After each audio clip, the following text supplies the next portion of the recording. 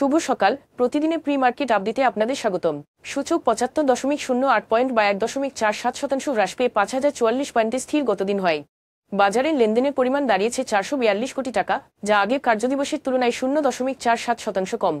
বাংলাদেশের শীর্ষস্থানীয় স্টিল উৎপাদক বিএসআরএম লিমিটেড এবং বিএসআরএম স্টিল যৌথভাবে তাদের বার্ষিক আয়ের ০.২৫% অর্থাৎ প্রায় ৫০ কোটি টাকা কর্পোরেট সোশ্যাল রেসপন্সিবিলিটি (সিএসআর) ও সামাজিক কল্যাণমূলক কার্যক্রমে ব্যয় করার অঙ্গীকার করেছে।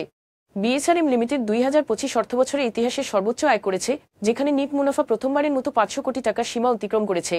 লিন্ডে বাংলাদেশ লিমিটেড ২০২৫ অর্থবছরের প্রথম ৯ মাসে জানুয়ারি-সেপ্টেম্বর নিট মুনাফায় ৯৫% লোকসান করেছে, যা দাঁড়িয়েছে ২৮.৬১ কোটি টাকায়।